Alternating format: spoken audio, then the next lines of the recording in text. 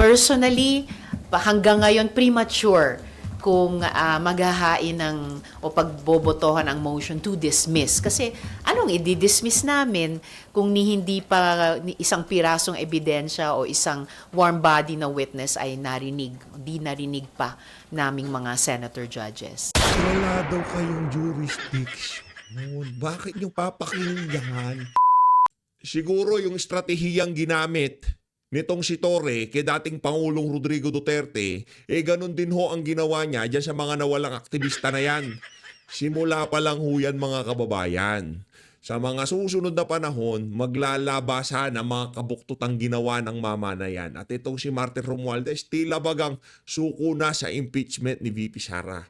Ang dating sa kanyang talumpati na to, pinanghihinahan na ho siya ng loob. Ang dating parang wala na talagang pag-asa. Pati ho ata yung MR na isasampa nila na alam nila na walang katutunguhan. At dito rin ho sa video na to, press con ho nitong si Risa, ang ating re-reactan dito sa video na to. Pero bago wala nang yan mga kababayan, isang like at isang subscribe, masaya na ho tayo dyan. Sa mga gusto sumali sa ating community, yung join button nandyan lang ho sa baba. Mega love shoutout ho ha. Isa susunod ko na ho ipakita yung mga kasama natin dito sa PH Update na napakalupit kong sumuporta. Ma'am Ariza yan, dito kay Ma'am Raspberry, ito ano tong mga to mga suki natin dito kay Sir Fernandino Calestino, mega love shoutout to sa inyo. Marami pa ho. Sa susunod na video, isa-isahin ho natin yan. Ayun, dito na ho tayo kay Nicolas Torre. Nagba-viral ho siya pagkabukas natin ng ating social media. Siya ang sumambulat. Ito ho mga kababayan, Court of Appeals holds PNP Chief General Torre accountable for activist disappearance. Anak ng toko, yari ka dyan, Brad. Ang ating Chief PNP, merong skandalo, merong kinasasangkotang ganitong skandalo. Grabe naman yan. Base o mga kababayan, dito sa post nitong si Tio Moreno, Court of Appeals holds PNP Chief General Torre accountable for activist disappearance. The Court of Appeals has found Philippine National Police PNP Chief General Torre III and 4 others officers responsible for disappearance of Bicol activist Felix Salveria Jr. Naku, yari ka dyan, Brad. Mga kababayan, yan na nga ho ba sinasabi natin? Ang Diyos ng tadhana hindi bingi at bulag. Nakikita ho niya lahat ng nangyayari. Naririnig ho niya ang ating mga dalangin kung ano ang mga nangyayari ngayon sa ating bansa. Tayo ho'y naniniwala sa mga susunod na panahon, marami pa hong mga kabuktutan na ginawa nitong si Nicolas Torre maglalabasan. Siguro, doon sa mga sumalbahe dito kay dating Pangulong Rodrigo Duterte, mauuna hong mapapanagot yung mama na yan. Yang utosan, yung attack dog nitong si Marcos Jr. Para dito kay Marcos Jr., kay Martin Romualdez, kay Anyo, kay Gibo Chodoro, hindi pa ho sila mapapanagot ngayong mga panahon na to. Pero ang sinasabi ho natin dito sa PH Update, naniniwala tayo darating ang oras na talagang mailalagay natin sa tamang kalagyan yung mga individual na yan. Magbabayad din ho sila doon sa kabalintunang ginawa nila dito kay dating Pangulong Rodrigo Duterte. Hindi pa siguro ngayon. Siguro ngayong mga panahon na to, sa tingin nila untouchable sila. Sa tingin nila makakalusot sila. Itong nangyari na to kay Nicolas Torre, ika nga, no one is above the law. Di ba? Kayo, meron tayong rule of law dito, hindi nyo rinespeto. Pinadala nyo pa rin sa dahing Netherlands, itong si dating Pangulong Rodrigo Duterte. Kaya naman, kung hindi kayo naniniwala sa ating justice system dito, kayo ang mayayari dito. Nicolas Torre, nako, yan ang dapat makulong. Sa pagkakaalam natin, kung di tayo nagkakamali, ganyan din yung naging problema nitong si General Palparan, di ba? Nasaan ngayon si General Palparan? Yun, general na lumaban sa mga makakaliwang grupo.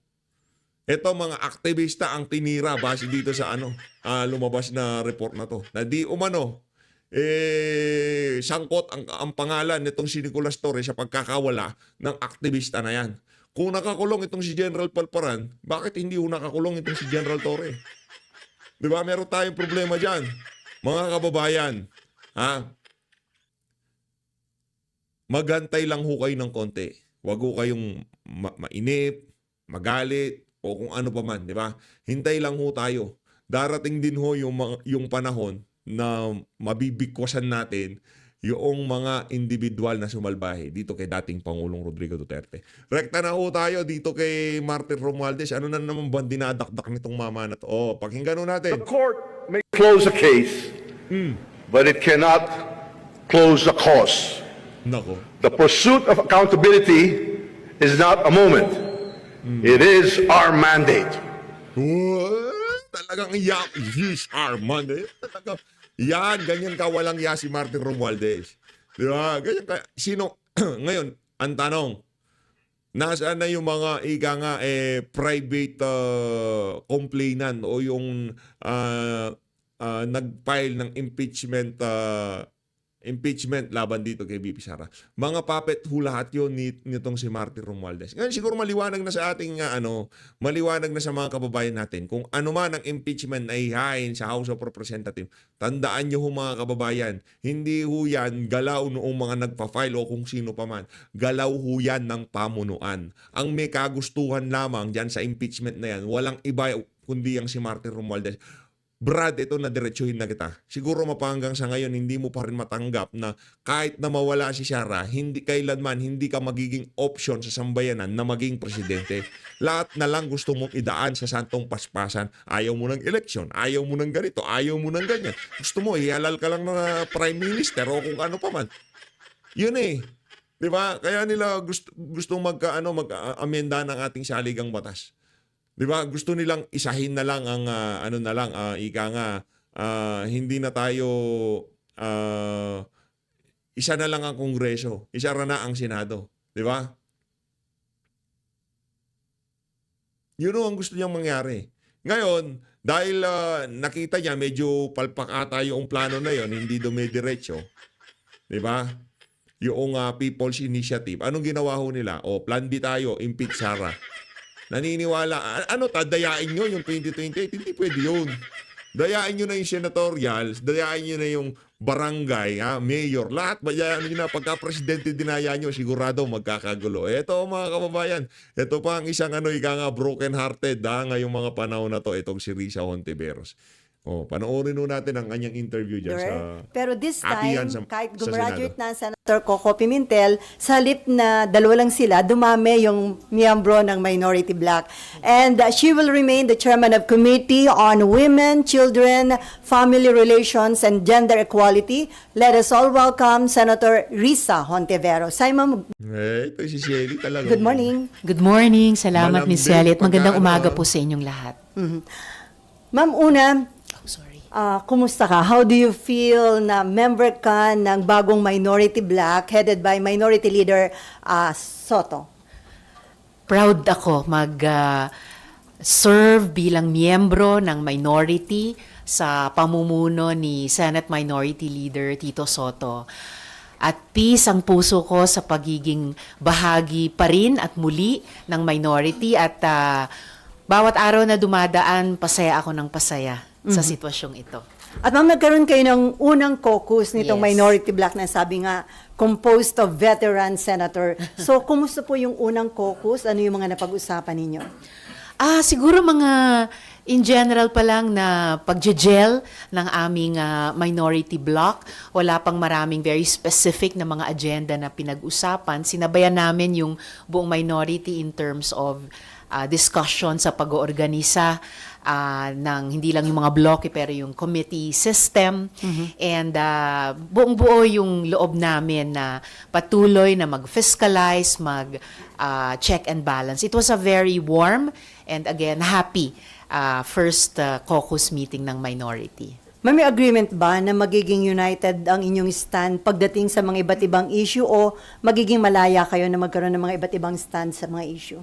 I think yung isang sineselebrate namin ay bawat isa sa amin ay mga independent na mag-isip.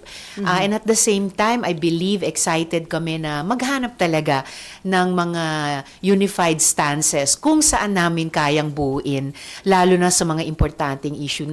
Napansin nyo naman siguro, unang linggo pa lang, pangalawang araw pa lang, nitong 20th Congress, nagkaisa na kami dun sa Senate Joint Resolution number 1 at sinamahan pa kami doon ni na Senator Kiko at Senator Bam. Ito po yung resolution tungkol sa open BICAM, lalong-lalo na dun sa taunang budget na Walang kwenta yan. Kwenta yung open BICAM na yan. Alam na nila, ika nga, yung mga congressman, nakaset na sa utak nila, hindi na sila maglalaro dyan sa BICAM. Tapos na. Yung paglalaro sa BICAM, tapos na ho, madam. Huwag nyo na hong lokohin ang sambayanan na meron pang mangyayaring singitan dyan.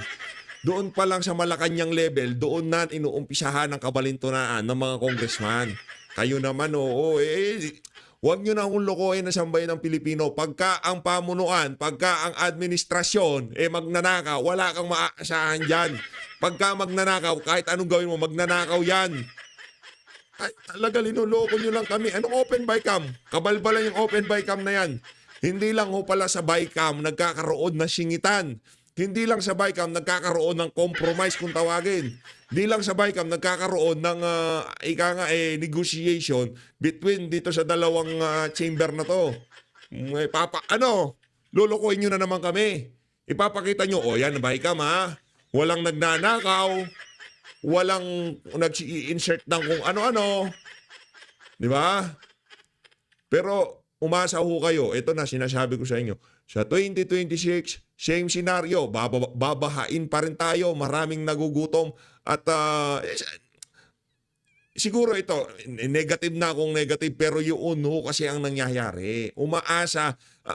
Ang hirap naman dito. Sasabihin ko sa inyo. Okay, BICAM tayo. Open BICAM tayo. Wala na magnanakaw. Titigil na yung lubog. Dadami na mga classrooms. Yun gusto nyo marinig sa akin. Pero hindi ho yun ang realidad. Ang ating sistema rigged from the very beginning, ika nga. Kung baga sa laro ito, kung baga naglalaro tayo sa casino, ang odds, paborable lahat sa mga politiko.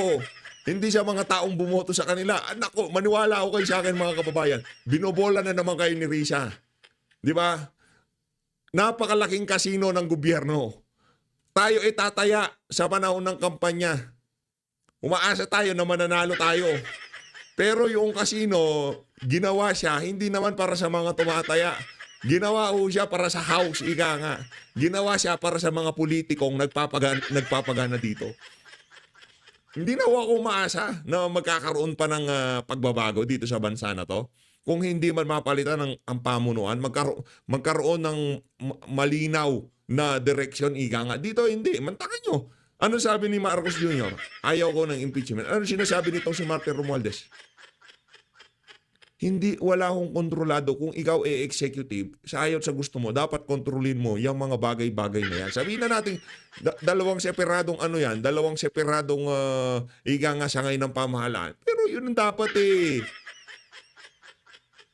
itong mga to ika nga, kumbaga sa bullet, stray bullet na yung mga yan Mga ligaw na bala na kung saan na nagpupunta si Marcos Jr. ang gusto lang naman magpulburon. napasa ng Kongreso. At nagsabayan pa kami ng minority sa House of Representatives. So para sa akin, medyo auspicious na beginning no para sa Senate minority ngayong 20th Congress. So ma'am, yung joint resolution na yon tungkol sa pagkaroon ng open BICAM, hindi lang, pero more on target nito yung budget. So, highlight syempre yung pag-open ng BICAM sa budget. Pero yung aming joint resolution number 1 ay para sa lahat na rin ng mga BICAM. Notable tungkol sa budget na sinusulong namin na maging bukas yung budget BICAM proceedings sa mga interesadong kababayan, whether in person o sa pamamagitan ng online live stream. Sinusulong din po namin na maging bukas din sa publiko yung minutes nung budget at iba pang BICAMs at particular sa sobrang hindi mapagkakatiwalaan itong mga tao na to, kahit ano pang sabihin nila, hindi ko tayo ang hirap ng, di ba, ang hirap ng paniwalaan Yung tipong, sige, hindi kayo mag-open BICAM tayo. Okay, bigay natin yung palakpakan natin sila, open BICAM tayo. Kung paano harap-harapan yung nga linuloko ang sambayanan Nung kay dating Pangulong Rodrigo Duterte. 'Di ba? Sa issue nitong impeachment, kung diyan sa mga bagay na yan, nagbubulag-bulagan kayo, nagbibingi-bingihan kayo, kung ano nga bang daing at panawagan ng sambayanan, ano nga aasahan namin sa inyo diyan sa BICAM na yan? Ano nga, ano yan,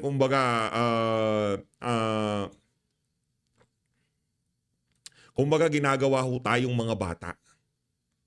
Okay yung tipong papainumin ka ng gamot. Okay. Tapos yung gamot, kunyari, malinis yan. Ayaw mo siya gamot, di ba? Bata ka. Ngayon, yung magulang mo, ibabalot yan sa kung saan-saan para makita mo, okay, walang candy lang, o ano lang yan, tinapay lang yan, pero walang gamot yan. Subo mo na, okay.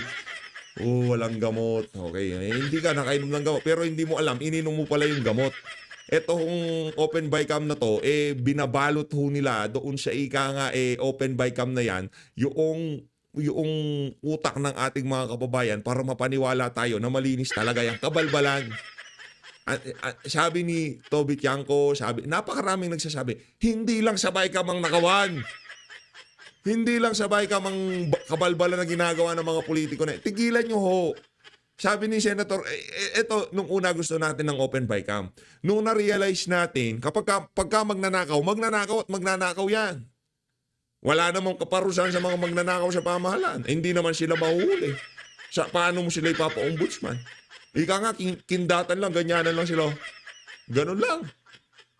Tapos na usapan. Hindi nga nila kailangan ibuka ang kanilang mga bibig, ganyan lang. Ganun, tapos na usapan. Titingnan natin ng minutes. Yung ba sinyalan na ganito, yung bang ganitong sinyalan, 3 billion, kasama ba sa minutes yun? Hindi kasama sa minutes yun. Yung bang kindatan na 1 billion, kasama sa minutes yun? Hindi kasama sa minutes yun. Kayo naman. Doon sa niloloko budget process, sinusulong ng aming Joint Resolution number 1 na maglabas ang budget BICAM ng matrix na ipapakita. Intindihin nyo na itong si Risa. Maraming nagsisend sa atin ng picture. Uy, PH, ba't ganito naman ang aurahan ni Risa ngayong mga panahon na to? Minsan para siyang pabagets. Ngayon naman parang pamature siya. Meron naman parang matanda yung gaalawan niya. Midlife crisis ho. Nasa midlife crisis itong si Risa Hontiveros. Pagpasensyahan nyo na, ha? Midlife crisis ho ang tawag dyan.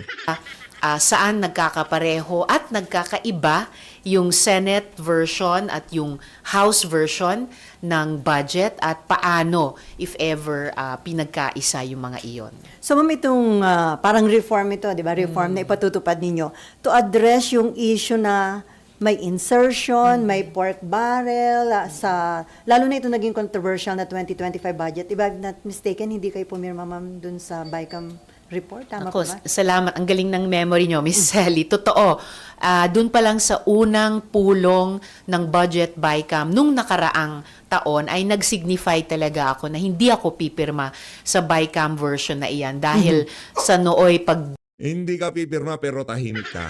Yun. defund sa PhilHealth, yung nooy hindi pag-prioritize ng education tulad ng utos ng konstitusyon at ilan pang mga issue. At talagang hindi ako pumirma sa BICAM version na iyon at tuluyang bumoto kami ni dating Senate Minority Leader Coco Pimentel ng no sa budget. So sa Joint Resolution number 1 ng kasalukuyang minority, kaya din namin isinusulong iyan para nga maging mas transparent at kalaunan mas accountable ang lahat ng mga batas, lalong-lalo na ang budget. At dun sa budget, maiwasan na magkaroon ng mga pagdududa tungkol sa mga sinasabing mga kabulastugan o mga hindi karapat-dapat na aksyon ng Kongreso, lalo na sa budget. Ma'am, ito ba ma-address ito? Yun lang ho mga kababayan. Para ika nga yung confidence level ng ating mga kababayan sa pamahalaan tumaas. 'Di ba? Mag-open BICAM tayo pero tapos na. Bago pa mag-BICAM, nag-usap na sila. Moro-moro na naman niya sila. Utak magnanakaw yung mga congressman. Anak ng toka, babantayan daw tayo sa BICAM. Okay, ganito gagawin natin. Yung APRO, yung finance, tsaka APRO dito, mag-meeting kayo kung saan kayo mag-meeting sa isang hotel. Magkwentuhan lang kayo. Ngayon pag nagkwentuhan kayo, pagdating natin sa BICAM, ano yung gusto mo, Senator ganito? Magkano gusto mo, Senator ganyan? Ililista ko yan kasi mag-uusap na kami nitong si APRO, House of Representative. Magbabakbakan na kami. Para sa BICAM, tapos na. Wala nang insertion. Kasi na-insert na natin. Di ba? Alika dito, ayusin na natin yung mga figure nyo para nagtutugma na pagdating sa BICAM. Okay na tayo. Wala na tayong pinagdidisagrihan. Kakapi na lang tayo dun. Di ba? Senator, kano? 10 billion. 10 billion. 5 billion. Okay. Bukas, punta ko na si APRO. Si APRO naman, lahat ng malapit kay Tamba. Magkano sa'yo? 150 million. 2 million. 3 billion. 3 billion sa'yo. Okay, bukas mag-uusap na kami ni Finance sa Senado. Finance, APRO mag-uusap. Yun ang BICAM. Pero yung gagawin ninyong BICAM, yun ang kabalbalan na BICAM. Tapos na usapan. Doon baka sa committee level pa lang mga kababayan. Ito committee level pa lang. Mag-uusap-usap na yung mga yan. Kung ano yung idaragdag ko. Ito akin to. Basta 50 million ka, 50 million ako. Para pagdating ng BICAM, okay na tayo. Walang tayong problema. Tigilan na natin yan. Congressman, Senator, magkano ba yung i-insert mo dyan sa DPWH? 40 million. Paano ako doon? Gawin natin 80 million. 80 million sa'yo dito, 80 million sa'yo para tag 40 million tayo doon. Okay? Ilagay nyo na kagad dyan, 40. Ilagay nyo na dyan, 40. Pagdating sa BICAM, nagtutugma na. Di walang problema. Tapos ang usapan. Tawag sa amin yan, kamuritan. Di ba? Ginagawa ho tayo mga bata. Siyempre pagdating sa pagnanakaw, ano na yan, mag-uusap-usap na yung mga yan. Habang ang presidente si Marcos Jr., huwag nyo kaming bulahin sa mga ganyang klaseng discarding nyo. Kasi inamin ni DPWH Secretary Manuel Bunoan na yung kanilang agency, wala silang system of monitoring a number of flood control and mitigation projects na in-insert daw ho yun ng mga congressman sa national budget at the last minute.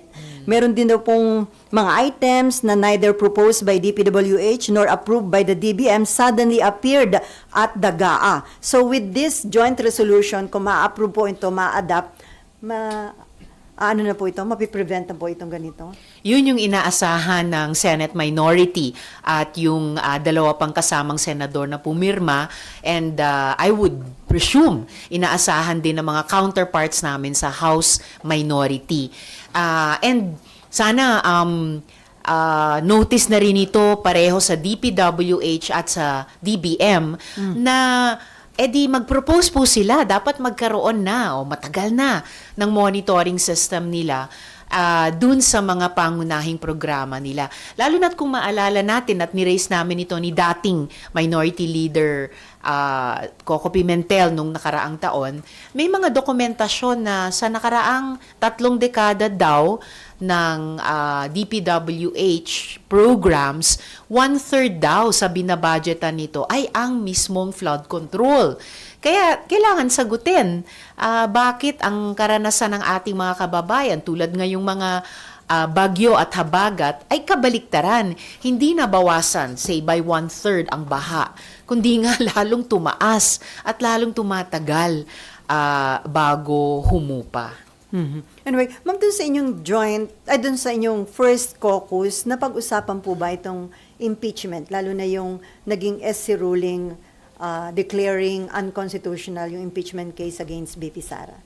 Of course, lahat kaming mga senador at lalo na kami sa minority ay concerned sa ano yung magiging kapalaran ng impeachment trial na sa paninindigan ko ay nagsimula na at nagpapatuloy at ngayon ay naabutan itong importanteng ruling ng Korte Suprema. So, yan po yung pinag-usapan din sa All Members Caucus, patuloy na concern sa amin sa minority at para po sa akin at tingin ko sa aming lahat ay ilalabas yung aming mga argumento at mga opinyon o boto sa nagkasunduang petsang August 6. Opo. Mhm. Pero ma'am, kayo sa minority, Senator Ping Lacson, ang para sa kanya, sundin yung SC ruling. So, ibig sabihin, magkakaiba kayo ng stand kahit na minority, mga minority senators. May mga pagkakaiba. Hindi, ganito yan, Shelly, oh. Si Ping, wala siyang balak magtumakbo sa 2028. Yan dalawang mukha na yan, silang gigil na gigil kay VP kasi sila yung pumupostura. Si Ping tanggap na niya ang kanyang kapalaran na hanggang Senado lang siya. Itong Ali na to, tapos na. Gusto pa niyang maging relevant sa susunod na 6 na taon pagkatapos ng 2028 kasi magpapahinga na yan eh. Magpa-party list o kung saan man pupunta yan. Hindi mo na, pwede ba yun? Oo, hindi ko siguro pwede yun. Hindi pwedeng tumawid sa House of Representatives yan. Diba? Magpapahinga na huyang Ali na yan. Kaya yung alam natin, kitang-kita, ika nga maliwanag pa sa sikat ng araw. Yung mga tulpos, gusto nilang matuloy ang impeachment. Bakit? Kasi pumupustura din sila. Tulpos, Risa, Martin Romualdez. Kung napansin niyo mga kababayan, sila ho talaga ang pinakamaiingay. Yung mga makakaliwa, sympathizer ho yan ng nakikisimpatya yan kay Risa Hontiveros. Ibig sabihin, wala akong accountability. Hindi ko sila naghahanap ng accountability. Ang hinahanap lang nila ay mapatalsik si BP Sara para hindi na makatakbo sa 2028. Sa aminin man natin siya hindi, yun ho talaga dahilan. Masakit man pakinggan para sa iba dyan na accountability. Nandiyan ang ombudsman. Noong binili siya ng ombudsman, yung pagtalakay dyan sa isinampang kaso kay dyan sa isinampang kaso nila dito kay BP, nagalit sila. Akala ko bang accountability, yun mabilis. Sabi ni Martires, ito, anong kabalbalan? Ayan, kayo dito, paliwanag niyo sa akin to. Punta kayo dito. Walang gusto magpunta. Walang gusto magpaliwanag. Kaya bakit daw ang bilis? Masyado daw obvious si Martires. Abangan niyo yung bagong ombudsman acting. Ganon din ang gagawin. Iba man kami ng concerns o opinion dito tungkol sa impeachment, nagkakaisa po kami sa minority na dapat magkaroon ng maayos na desisyon. Hindi lang kami sa minority, ang buong Senado kung papaano talaga namin ititreat itong buong impeachment trial at given din yung importanteng desisyon ng Korte Suprema. At the same time, yung ibang mga importanteng prinsipyong nasa konstitusyon, kaugnay ng obligasyon ng Senado, obligasyon din ng House pagdating sa impeachment at yung karapatan ng ating mga mamamayan na magkaroon ng buong impormasyon at matugunan ang entitlement nila sa accountability naming mga public officials. Before ma'am, hopeful pa rin kayo na magkakaroon ng trial considering na unanimous yung en banc ng Supreme Court nung bumoto sa ruling na nagdideklarang unconstitutional yung impeachment case? I'm always hopeful, lalo na sa ganitong mga pinakaimportanteng mga proseso na iniaatas sa Senado na may partikular na obligasyon. So, ilalabas ko rin yon, yung mga argumento, opinion, pati boto, kaugnay ng pag-asang iyon sa August 6. Okay, Mav, and then si RG. Hello. Matindi-tindi ang bakbakan ang mangyayari sa August 6. Abangan Hello. natin. Meron po kasing ilang senators na nag-raise ng concern na baka raw po pag hindi sumunod yung Senado sa SC ruling ay magkaroon ng constitutional crisis. Your comment lang po. Wala namang may gustong magkaroon ng constitutional crisis ni political gridlock o deadlock na sinabi naman ng ibang observers. Kaya nga talagang binubuno namin these days, these weeks, kung papaano tamang dapat kumilos ang Senado. At lahat nito ay pinag-aaralan namin sa ngayon at ihahain namin ng kompleto pagdating sa plenary sa August 6. At ma'am, yung sa August 6 nga po, plenary ito, are you still Yes. hopeful that you will reconvene as an impeachment court? Yes, I think the court is still convened. Ang trial ay nagpapatuloy. Kaya hopeful ako at yan ay magiging laman din ng aking mga argumento at opinyon sa August 6 na patuloy kaming magko-convene patungo nga dun sa pinaka-importanting paghain ng mga ebidensya at mga witnesses dun sa bawat article of impeachment. Pero yung sa August 6, ma'am, yung deliberation tungkol sa impeachment, saan gagawin yun? Sa plenary session ninyo as legislative body or magko-convene kayo on August 6 as impeachment court? Ano yung usapan, ma'am, dun sa caucus? Apparently, tatalakay na kami ng mga isyung ito bilang Senado muna, bilang legislative body.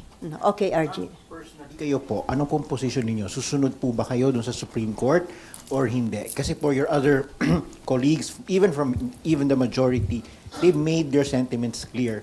May mga nagsabi na kung sino yung pabor sa pagsunod at hindi. Lagi kong nirerespeto din ang Korte Suprema tulad ng inaasahan kong mutual respect nila sa iba pang mga branches of government. Kasama na ang legislature kung saan nakapabilang ang Senado. Kaya ang disposition ko, at naririnig ko yun sa iba pang mga colleagues ko, ay maghanap ng pagbabalanse o harmonization.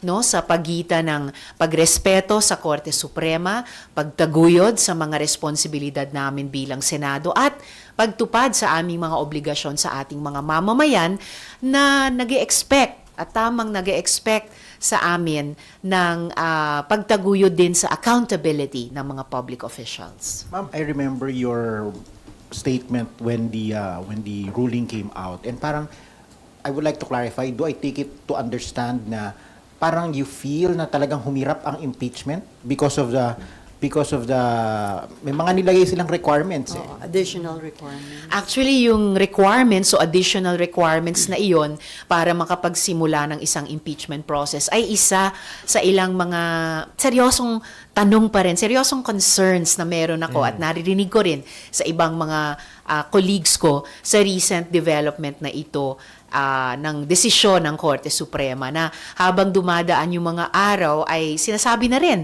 ng ibang mga constitutionalists at legal experts at palalim ng palalim yung mga concerns na ipinapahayag nila papunta na sa konstitusyon, papunta na sa mismong demokrasya natin. So in a sense, humihirap o bumibigat yung aming responsibilidad sa ngayon na klaruhin itong mga lumalabas na concerns tungkol sa impeachment process per se para magabayan kami sa kasalukuyang impeachment at yung implikasyon din ito sa mga posibleng susunod pang mga impeachment process sa mga susunod na maraming taon pa. Balikan ko na yung Senate Joint Resolution number 1 po ninyo. Napasama po si Senator Kiko at Senator Bam. Nagulat nga kami doon. Is that something that sasama pa rin po ba sila in future resolutions of the minority? Is this the start of a trend na pag kami certain issues, baka sumama sila sa inyo? Hindi ko naman masabing trend ito na nagsisimula ng pagsama on a case-to-case basis. Pero masaya ako na bukod sa aming united minority, meron pang mga colleagues kahit mula sa majority na pumirma din. And I hope, malay natin, may mga madadagdag pa sa mga susunod na panahon. Anyway, ma'am, may mga nagsasabi na kung yung Senate noong February, inaksyon na agad yung impeachment. Tapos na sana yung impeachment trial kay BP Sara. Pero according naman kay SP Cheese, parang vindicated na naging maingat nga yung Senate. Dahil paano kung tinapos nyo yung trial, kinonvict nyo si BP Sara, and then ganito yung naging ruling ng Korte Suprema. So ano daw yung magiging sitwasyon ngayon ng Senate? I would not say na vindicated ang Senate leadership dito sa ruling ng Korte Suprema. Dahil nga separate and co-equal branches kami, so meron po kaming in a way separate and co-equal obligations din na kumilos ayon sa aming kanya-kanyang mga obligasyon. Hindi ko rin naman masabi na di sana tapos na yung impeachment trial sa ngayon kasi hindi pa nga kami humahantong sa pagdesisyon ng trial calendar. Pero definitely, I still believe na kung sinunod namin yung klarong sa konstitusyon na commence trial forthwith noong Pebrero, ay mas nakausad na kami sa ngayon at mas natutupad na namin ang aming obligasyon sa ating mga kababayan na pati sila, hindi lang kaming mga senator judges, pati yung ating mga kababayan ay kahit papaano nagsisimula ng malaman ano ba yung mga ebidensya at witnesses sa mga articles of impeachment by now. Anyway, Wow. okay, about impeachment. Isunod mo nun, Brad, and I thank you, sabihin mo. Para ka lang sumasagot sa mga, yung mga beauty contest. Amor. Okay. Yes po. Apo. Sen, nung Tuesday daw po kasi meron ng plano na tumayo mag-motion to dismiss yung impeachment complaint dahil nga dun sa Supreme Court ruling. So pag nangyari po ulit yan sa sa August 6, ano po yung magiging action po ninyo? O pag nangyari po yan, pagdedebatihan talaga namin yan. At handa po ako, handa kami sa minority para ilatag ang bawat naming argumento, bawat naming opinyon, at kung talagang ipilit sa botohan, bawat naming boto kaugnay niyan. Personally, hanggang ngayon premature kung maghahain ng o pagbobotohan ang motion to dismiss. Kasi anong i-dismiss namin kung hindi pa isang pirasong ebidensya o isang warm body na witness ay di narinig pa naming mga senator judges. Wala daw kayong jurisdiction. Bakit nyo papakinggan kung doon sa, kung tawagin nila null and void ab initio from the very beginning. Anong witness pa? Tuwan ko madam pero ako, naano na ako sa'yo. Safe to say kayo po personally, ang sabi nyo nga po premature, so you will vote against it if it is raised on the floor on August 6? So it's safe to say that, pero ayoko namang i-preempt kung talagang gagawin na nila sa August 6 or not. Basta't yan ang napagkasunduan naming petsa at yan din ang pinaghahandaan naming maigi bawat isa sa Hahanda amin. nyo. Okay, Mav, additional about impeachment. Ma'am, naglabas lang po kayo ng joint statement with Sen Kiko and Sen Bam about your feelings on the ruling of the SC. May plano po ba kayo na gumawa ng isa pang joint resolution dito to express the sense of the Senate? Merong draft resolution, hindi joint resolution, pero resolution na tinatrabaho ng ilang mga senador. Kasama po ako. Yes. Ano yung lalaman yun? Well, yung laman nun ay may ilang highlights na naisama dun sa statement na i-release. And I believe makakasama po yun sa maraming argumento, opinion at eventually kung ipipili talaga boto pagdating sa August 6. Basta't yan yung, kumbaga, D-Day na pinupuntahan naming lahat dahil yan ang napagkasunduan ng buong Senado. Ma'am, yung reso, ano po yung hinihiling niya? Ano yung prayer niya? It's more of draft pa rin siya sa ngayon pero nagsasite po siya ng mga references sa ilang mga dating justices. Opo, na nagbibigay ng payo kung paano ilang mga gabay kung paano pwedeng mag-move forward. So, magbe-benefit po kami diyan kahit sa parating na debate sa August 6. Ma'am, ilan kayong mga senator? Hindi ko, kasi may ibang senador na nangunguna sa pag-draft niyan, so hindi ko alam kung ilan na ang pumirma dyan o ilan yung final number na magpipirma. Headed by Senator Kiko Pangilinan, ma'am? Pwede niyo po siyang tanungin dyan, yes. Okay. How about in filing an MR? Would you want to be part of any move to file, or are you going to spearhead filing an MR dun sa ruling ng court? Well, regarding a motion for reconsideration, ang nabalitaan ko ay yung House ang nag-anunsyo na sila'y magfa-file ng motion for reconsideration. Alam po natin na meron silang 15 araw mula nung lumabas yung ruling ng Korte Suprema para ito ay gawin. And I hope na pagdating ng aming debate dito sa Senado sa August 6 ay makakapag-refer na kami sa kung anong magiging laman, sa kung anong MR ang maaari nilang i-file within this period. Kung kami sa Senado ay maghahain din ng MR, in principle, isang possibility o option din yan. Pero wala pang pag-uusap o matibay na pag-uusap tungkol dyan. Pero ma'am, yung dinadraft na resolution, sa tingin niyo pwede yung makatulong sa House sa kanilang ifa-file na MR, yung laman nun? Kasi I would imagine na dahil yung dinadraft na reso dito ay may references sa ilang mga dating justices, I would guess, hindi ko alam, pero I would guess na posibleng references din yon sa MR ng House. Pero hindi ko alam dahil dito naman ako miyembro sa Senado at hindi doon sa House. But I look forward na kung magfa-file sila ng MR, it's more na naglo-look forward ako na makakapag-refer kami doon sa MR nila dito sa aming debate sa August 6. by next week, ma'am, may ifa-file na yung reso na dinadraft ngayon?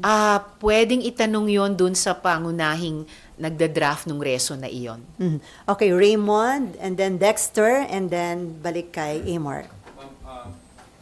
Ayun na nga mga kababayan, dito na una tatapusin ang kabalbalan nitong si Risa Hontiveros. Maraming salamat po sa pag-support sa PH Update. Huwag ko kayo magpaloko, walang kwenta lahat yan. Pagka-presidente, walang political will, walang direksyon ng pamumuno. Tinatanong ang sambayan ng Pilipino kung anong gagawin. Pagka may sakuna, huwag na ho kayong aasa na merong lalabas na matino dyan sa House of Representatives at Senado. Wala hong kahit nandiyan na si Senator Rodante Marcoleta, mapipigilan yung ibang mga kabuktutan nila. Pero sigurado ho tayo mga kababayan, walang matinong lalabas dito sa administrasyon na to. Pagka basura, Presidente, basura ang resulta ng mangyayari sa ating bansa. Maraming salamat po mga kababayan. Tinaat ng Pilipinas. Nakakalungkot.